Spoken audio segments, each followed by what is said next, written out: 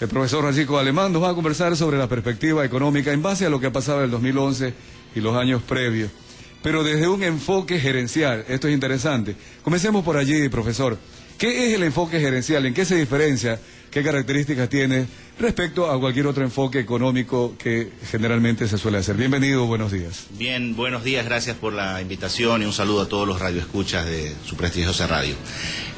El enfoque realmente es cómo aplicamos estos pronósticos o estos indicadores económicos ya en la parte micro, porque los gerentes y en general los agentes en la economía, los ciudadanos, no tomamos decisiones en lo macro.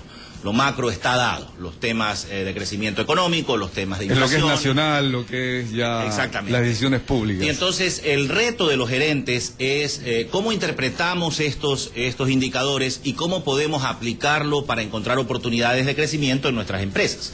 Ese es básicamente el enfoque que la escuela de posgrado, a través de estas conferencias, trata de contribuir. Ahora, todo esto tiene que ver con lo que siempre se ha hablado en los últimos años del planeamiento estratégico, ¿no? Cuando uno revisa las variables internas, externas. Claro. ¿Cuáles son las variables más importantes en la economía, mirándolo desde el punto de vista macro, es decir, nacional?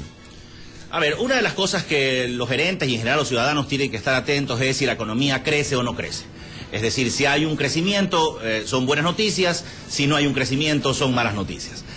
Y obviamente hay que trabajar ya en el detalle, es decir, cuáles son los sectores que están creciendo más rápido, cuáles son los que no están creciendo. Por ejemplo, decíamos en la conferencia hace una semana que el sector manufacturero, por ejemplo, ha crecido en forma interesante y probablemente es el que más crezca en el año 2012. Eso despierta oportunidades para los del sector manufacturero. La construcción, por ejemplo, o los servicios de intermediación, la banca, han tenido un crecimiento interesante también, y esa es una variable importante que los gerentes deben estar atentos. Entonces, crecimiento es una de ellas. Sí, pero cuando uno revisa, usted lo ha dicho, el crecimiento de la manufactura, en la industria, en la fábrica, sin embargo, Ecuador no ha negociado internacionalmente los tratados de libre comercio, y esta semana lo ha ratificado.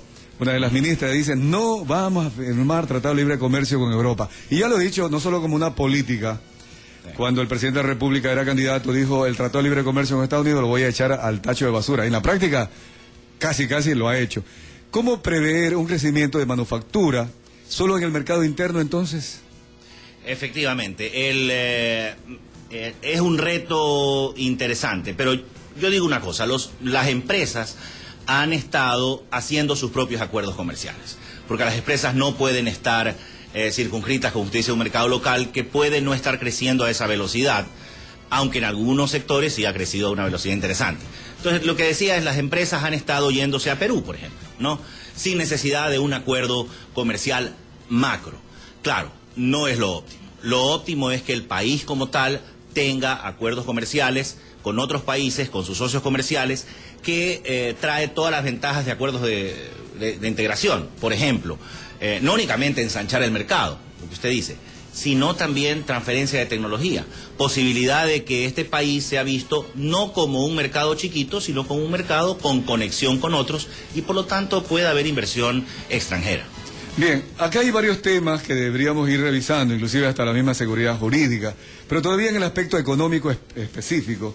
Usted habla de que el crecimiento económico ya es una variable que atrae al inversionista, al empresario para seguir invirtiendo, desarrollándose, y que debería considerarlo dentro de su planificación.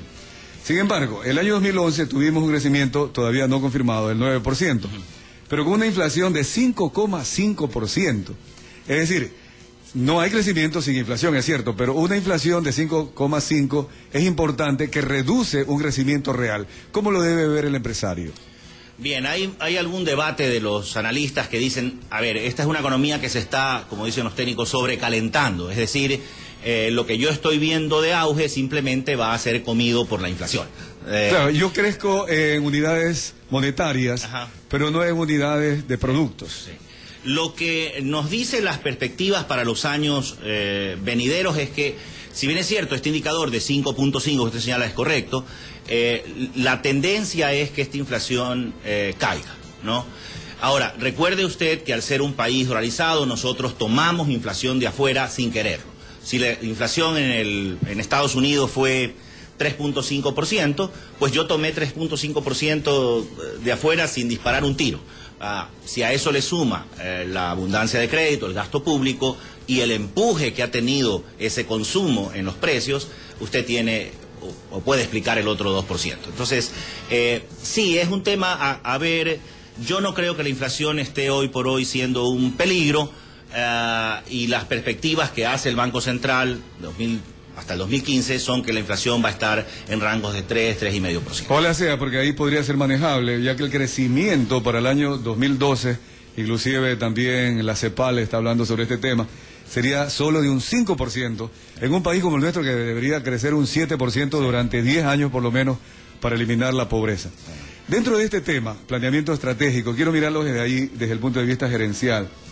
Hay un tema que va en relación a las amenazas externas. Una de ellas, un año político, un año de elecciones, en donde seguramente van a haber promesas de la oposición, promesas del actual gobierno si se lanza a la reelección. ¿Cómo lo debe ver el empresario en este entorno en que debe igual dar resultados?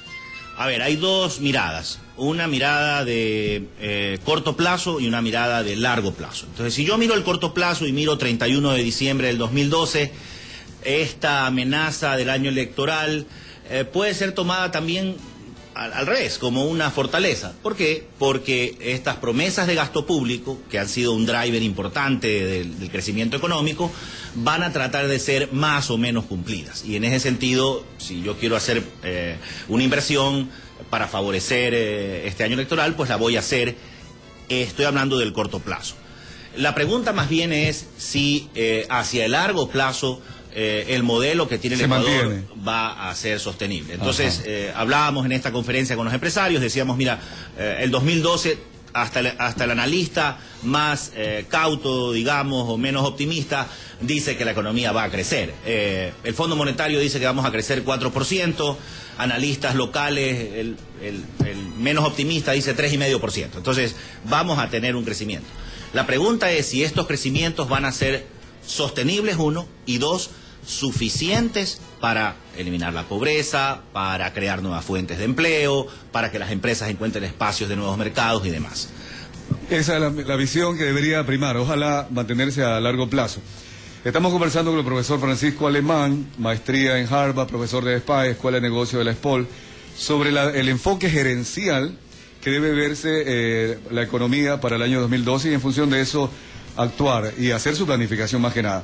Profesor, dentro de lo que es la administración, yo quisiera de alguna manera que usted nos divida lo que pasa a nivel de empresas grandes, a nivel de empresas medianas y a nivel de empresas pequeñas, que hay cierta diferenciación cuando uno mira con el enfoque gerencial una economía. Pienso que también esto, los amigos oyentes que no tienen empresa, que son empleados, deben estar preocupados también de esta entrevista porque en función de eso también tendrán su empleo seguro si su empresa está segura. Y aquel joven, sobre todo empresario, que quiere comenzar generando una nueva organización empresarial y aún hasta la familia misma en la parte financiera. ¿Cómo verlo desde un punto de vista de grande empresario, mediano y pequeño? A ver, las grandes empresas aquí en Cafarnaún tienen muchas ventajas, ¿no? Así, por ejemplo, acceso al crédito, tienen las tasas preferenciales en la economía, la tasa corporativa hoy debe estar en 8%, es decir, una tasa, yo diría, bastante... Y a veces los bancos se pelean por ellos para entregarle dinero en préstamo. Exactamente, hay lo que se llama en economía la ley de hierro de las tasas de interés. Las tasas de interés van a las unidades más favorables, digamos, o más poderosas. Entonces, yo diría desde el punto de vista de empresas grandes, las empresas grandes tienen hoy una posibilidad de acceso al crédito mayor y además tienen un poder de mercado. Por ejemplo, las empresas de vivienda, que les ha ido bien en los años precedentes, 32% creció ese sector en el 2011. Se prevé que ellos no tendrían problemas cuando trabajan a nivel grande o de grandes inversiones, ciudadelas y más, ¿no? Es un buen ejemplo lo que usted menciona, porque en el sector de promoción de viviendas, en el sector de Guayaquil, de un año a otro han ingresado 35 proyectos nuevos de vivienda. 35 proyectos nuevos. Todavía hay demanda. Exactamente, grandes y pequeños. Entonces, este es un sector en donde las empresas grandes tienen espacio para sus proyectos, pero también pequeñas empresas, nuevos empresarios han empezado a hacer conjuntos habitacionales de 10 casas, 5 casas, 20 casas, en donde no compiten con los grandes y tienen un... Pero ahí ellos tienen el mismo problema de financiamiento. No sería tanto porque si hay financiamiento, por ejemplo el BIES, el Banco del Seguro Social, está entregando a los afiliados. Es decir, hay un mercado que tiene todos los componentes necesarios para prever su crecimiento. Exactamente. Se ha dado todas las condiciones en el sector inmobiliario. El BIES ha sido un jugador importante. Si uno revisa las estadísticas, el BIES no pesaba hasta hace 2 años y hoy es el 50% de los créditos del país. Pero ¿cómo ver, por ejemplo, empresas grandes, porque todavía estamos en empresas grandes agrícolas, en donde los problemas que van a pagar impuestos, están pagando ya impuestos desde la número 26 de las hectáreas en adelante? Alguien se queja si va a tener ganadería y tiene que pagar impuestos por una tierra que está recién regenerando el pasto, en fin. Es decir, allí hay también una preocupación. Los bananeros tienen preocupaciones porque el mercado externo no necesariamente es muy propicio para el banano, en fin.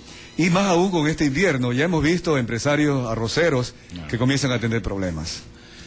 A ver, yo diría hay 2 cosas. Uno es lo externo, ¿no? Frente a lo externo, usted señala, yo le sumo otras cosas, como por ejemplo la falta de infraestructura en temas de riego, por ejemplo. Los canales, los muros que se están cayendo. Los muros, hay unos muros de arena que los han puesto ahí y se están desapareciendo. Yo digo, esos son temas de preocupación. El tema impositivo es un tema de preocupación para los costos laborales. Está muy bien, estamos llegando a los niveles del salario digno, que es el objetivo del gobierno, pero significa más costo para las empresas. Entonces yo digo, eso es una amenaza, pero uno trabaja sobre las debilidades, que es lo interno. Entonces, por ejemplo, en el tema agrícola, los empresarios agrícolas deben de trabajar en productividad laboral. La productividad laboral, sobre todo en el sector agrícola, según un informe del BID, el Ecuador debe estar entre los 4 países menos productivos por trabajador de Latinoamérica, medido por por hectárea también. Y por hectárea. Entonces yo digo, allí hay un reto de entrenar a la fuerza laboral, hay un reto de nuevas tecnologías.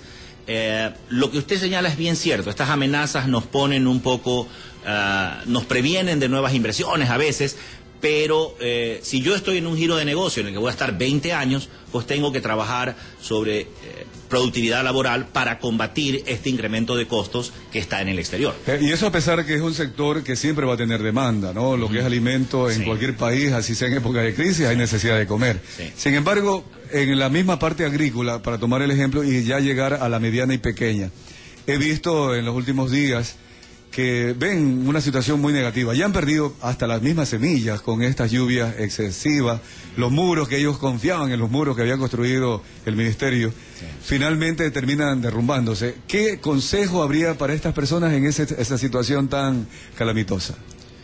Bien, yo lo que digo es, aquí la acción de los gremios puede ser una acción importante en temas agrícolas, que haya pues una presión al ministerio respectivo, que existan iniciativas conjuntas para mejorar ciertos aspectos. Yo le doy un ejemplo de industrias grandes.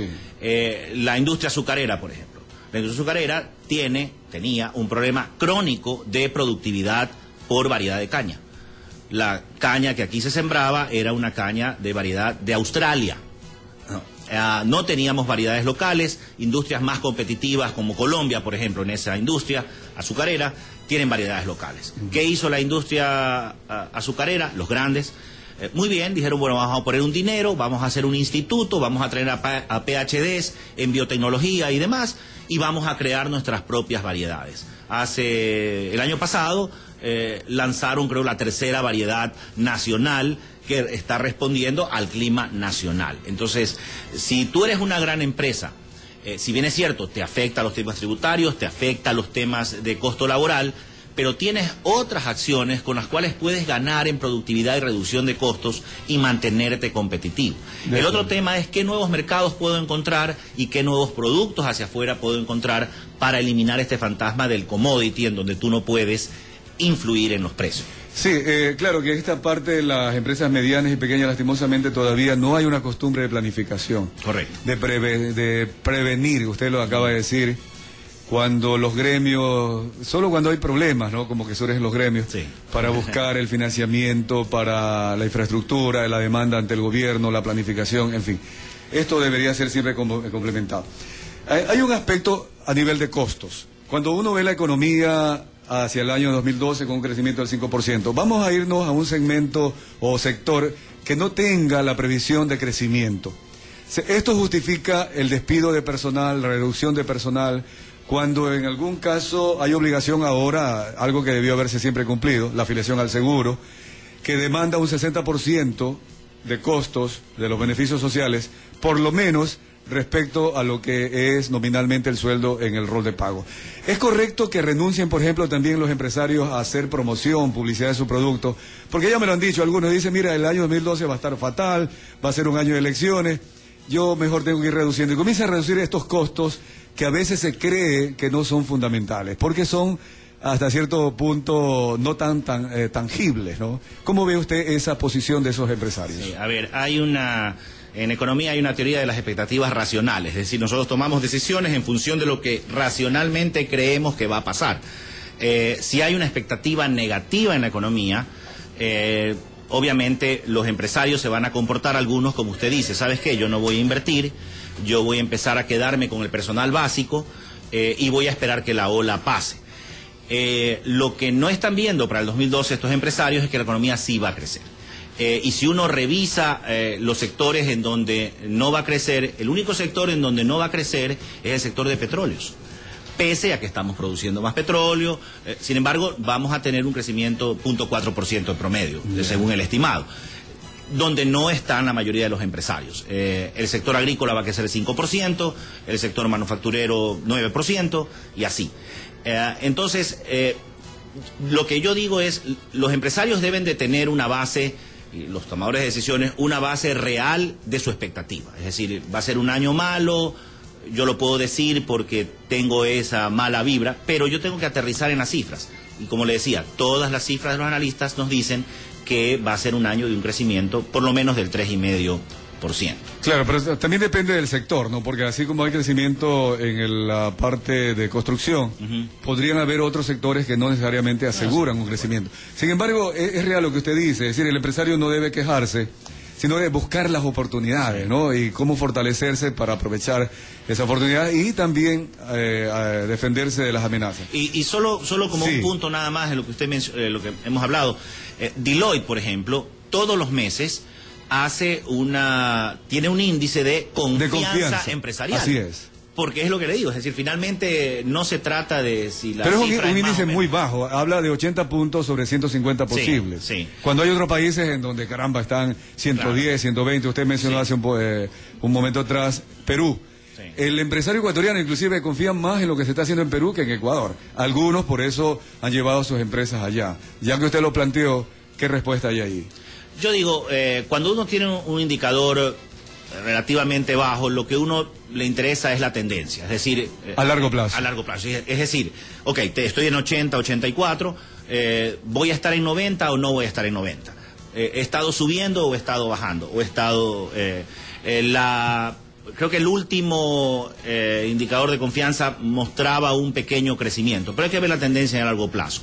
Eso es uno. Y dos, más que confianza, los agentes económicos responden a los incentivos. Y de lo que entiendo, Perú, por ejemplo, que yo menciono y usted menciona, Perú tiene una serie de incentivos para nuevas empresas que se constituyan, sobre todo en el tema tributario. Que es lo que 10 años sin tributos, a cualquiera le dan un espaldarazo, ¿no? Claro, exactamente. Entonces, hay que entender también la lógica del empresario. El empresario lo que quiere es incentivos también para su inversión y va a estar allí. Estoy seguro que si tuviéramos algo parecido aquí, estaríamos poniendo plantas de tal o cual actividad. Bien, para concluir, yo creo que este tema, y es cierto, nunca se puede agotar todos los aspectos, los detalles de lo que es en este caso la economía desde un enfoque gerencial. Y sí quisiera que no solo sea visto de un gerente general, sino de todos los ciudadanos, que es como deberíamos pensar en la economía. Para concluir, la relación gobierno-empresa. Acá se ha buscado por las cámaras sobre todo, que haya consenso. El gobierno, principalmente por parte del presidente de la República, ha marcado la cancha y como que en algún instante con el SRI y estas situaciones graves, los empresarios dicen, queremos trabajar y que nos dejen trabajar. Lo ideal fuera el apoyo. Crear un gobierno que cree circunstancias de inversión, circunstancias empresarial y sobre todo fijándose el éxito. Usted conoce y seguramente conoce, Japón, por ejemplo, tiene un ministerio que no toma decisiones si no es con los empresarios. Y por eso tenemos acá Toyota, tenemos tantas y tantas marcas exitosas que han invadido al mundo. ¿Cree usted esa perspectiva? ¿El empresario ecuatoriano puede pensar algún instante en sentarse realmente a hacer un plan en conjunto con el gobierno? Yo creo que debe hacerse. Yo creo que es una tarea para el gobierno y es una tarea para los empresarios encontrar un espacio de concertación. El Ministerio Coordinador de la Producción es una interesante instancia que quizás no ha sido tan explotada, a pesar de que Natalie hizo un buen trabajo Pero ahí yo le pongo, porque la hemos entrevistado acá. Sí. Ella, con tanto entusiasmo, ahora ya está de embajadora, sí, ojalá que tenga ahí un poquito de descanso. Sí. Pero mientras ella anunciaba, y en la misma página del periódico usted veía que Natalie Diceli hablaba con los empresarios, el ministro de Relaciones Exteriores, Ricardo Patiño, decía otros temas, inclusive se peleaba con Estados Unidos. ¿Cómo ver esa, quizás, incoherencia del gobierno?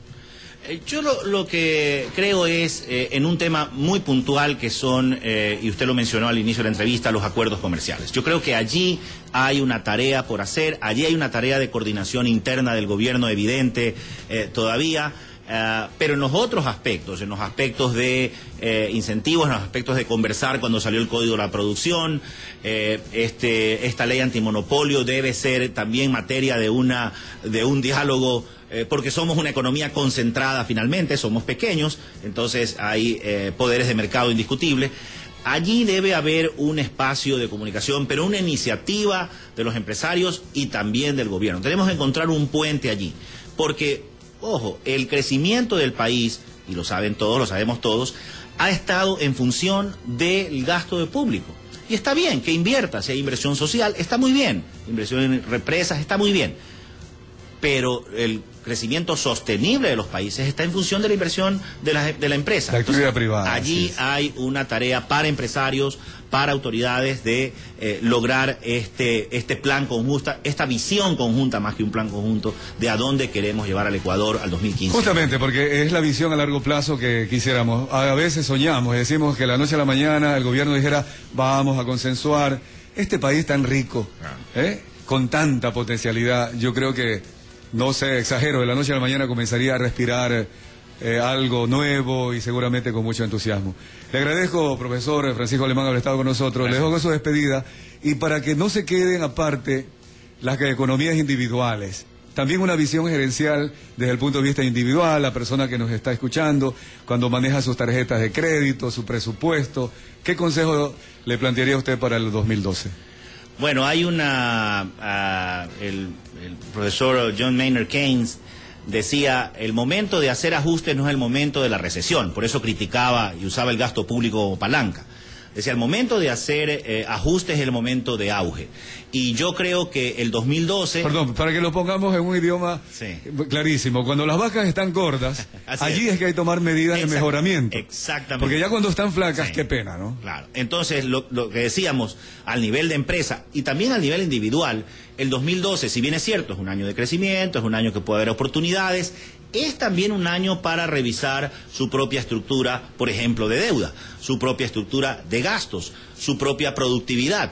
Y entonces, hoy las cosas están bien, pero en la economía tiene ciclos. Hoy es el momento de hacernos más eficientes en lo personal y en lo empresarial. Muchas gracias, hemos conversado con el profesor Francisco Alemán, seguramente usted, amigo y amiga que nos escucha, como empresario, como empleado, tiene que haber tomado nota para que el 2012 sea mucho más promisorio. Seguramente vamos a estar conversando en el futuro, porque este tema todavía nos deja algunos ahí por conversar. Muchas gracias. Muchas gracias a usted. Lo dejamos brevemente a Carlos Alberto con el tema deportivo para que cierre el programa. Ya lo acompaño en un momento. Gracias.